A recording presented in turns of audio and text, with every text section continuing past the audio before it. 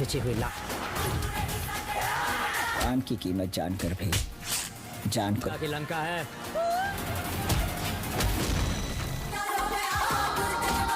এই 2-8 কেজি হাতের শক্তি হল সমগ্র উত্তর দেখেছি। এখন যদি আপনি দক্ষিণে বর্ণের গল্পটি দেখেন পূর্ণ গভীরতা এবং আবেগের রঙে দেখা যাবে। তাই এটি কেবল একজন ব্যক্তি বা একটি সম্প্রদায়ের বিষয় নয়, এটি কোনো গল্প নয়, এটি সেই আবেগের গল্প যা অন্যায় যখন সীমা অতিক্রম করে তখন এর জন্ম হয়।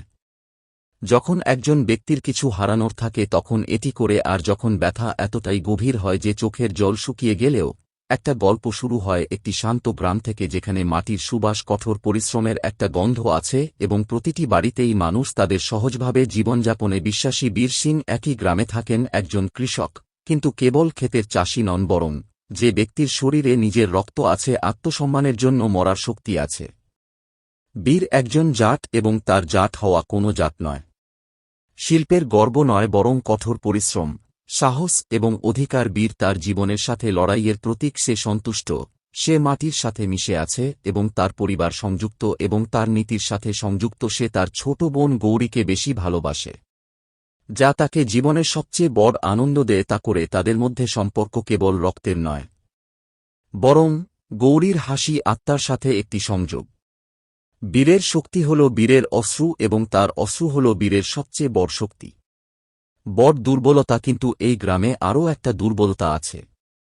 ঠাকুর রণবীরের মুখমণ্ডল অহংকারী, ধনী এবং ক্ষমতালোভী জমিদার যে গ্রামকে নিজের বাড়ি বলে ডাকে। তার ছেলে রঘুবীর তার উঠোন বোঝে 2 কদম এগিয়ে। একটা জন্তু আছে যে নারীদের উপর অত্যাচার করে, কেবল শরীরই বোঝে এবং তার শক্তিতে মাতাল হয়। আমি গ্রামের আয়োজনে মগ্ন। সে আদেশ মেনে চলে, এমনকি যদি তা পুলিশও হয়, পঞ্চায়েত হোক বা প্রশাসন। সাহসী হলে এটাই রঘুবীর। যখন সে গৌরীকে দেখে, তার বোন, তার জন্য খারাপ লাগে। বীর একবার দেখে বুঝতে পারে যে এটা রঘুবীরের চোখে কি ঘটছে তা বিবেচ্য নয়। যেদিন একজন সাহসী মানুষ মাঠে থাকে সেদিন বিষাক্ত।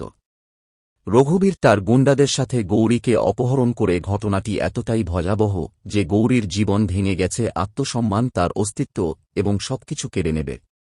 বীর যখন এইসব জানতে পারে তখন সে ভেঙে পড়ে।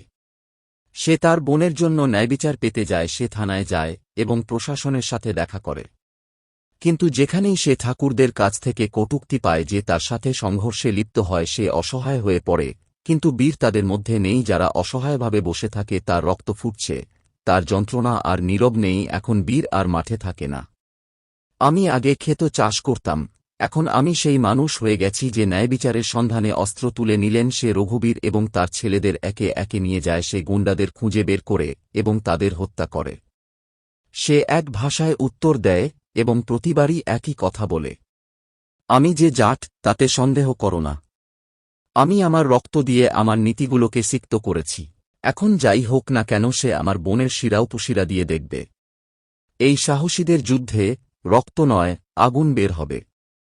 ধীরে ধীরে গ্রামের সেই লোকেরাও যোগ দিতে শুরু করল। দলিত, দরিদ্র এবং পিছিয়ে পড়া মানুষরাই বছরের পর বছর ধরে নীরব ছিল। বীর সিং সকলের কণ্ঠস্বর হয়ে ওঠেন। লড়াইটা শুধু বোনের জন্য নয়, এটি প্রতিটি মেয়ের জন্য একটি আন্দোলন হয়ে ওঠে। সেই কণ্ঠস্বর হয়ে ওঠে যা নীরবে তোমার সাথে ছিল, অন্যায়কে তার হৃদয়ে চাপা দিয়ে রেখেছে। এবং কখন অবশেষে রণবীরের সামনে দাঁড়ালেন বীর ঠাকুর। যদি তা ঘটে তাহলে এই সংঘর্ষ কেবল দুজন মানুষের মধ্যে না, দুটি মতাদর্শের এক দিক আছে, অহংকার, ক্ষমতা, অর্থ এবং ভয় অন্যদিকে। যখন সত্য, বেদনা এবং ন্যায়ের মাঝামাঝি সংঘর্ষ হলে গ্রামের রক্তপাত বন্ধ হয়ে যায়। এটি প্রবাহিত হয়, কিন্তু সেই রক্ত একটি বিপ্লব সৃষ্টি করে। এটা ঘটে যে বীর ঠাকুর তাকে হত্যা করতে পারতেন, সে তাকে সেখানেই শ্বাসরোধ করে হত্যা করতে পারত, কিন্তু সে থেমে গেল। কারণ তাকে হতাশ করার জন্য হত্যা করো না। তাকে সবার সামনে ঠাকুরকে পঞ্চায়েত দেখাতে হবে, যেখানে তাকে বাধ্য করা হয়। যখন সে মাথা নিচু করে তখনই তার অবস্থা মনে পড়ে।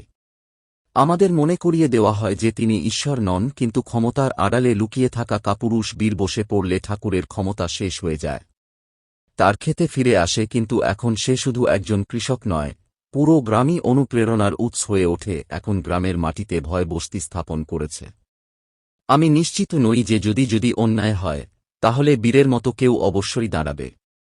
ছবির শেষটা খুবই আবেগঘন হবে। বীর আমার বোন তার বাড়ির উঠোনে বসে আছে, সে ছবির দিকে তাকিয়ে বলে, গৌরী, তোমার ভাই আমি কখনো হারিনি, কিন্তু এখন জেতার পরেও আমি কাঁদছি কারণ আমি তোমাকে ফিরিয়ে দেইনি। পায়াজাত কোনো সাধারণ অ্যাকশন ছবি নয়, এটি হৃদয়ের ক্ষত থেকে আসা একটি কান্না, যা সমাজের দিকে নির্দেশিত। সেই অংশের গল্প বলে চাপা পড়ে আছে। এই ছবিটি বলে যে কখন কষ্ট মানুষকে সাহসী করে তোলে, তাই সে আমি জাত হই এবং এটি অন্যদেরও সাহস যোগায়। আমি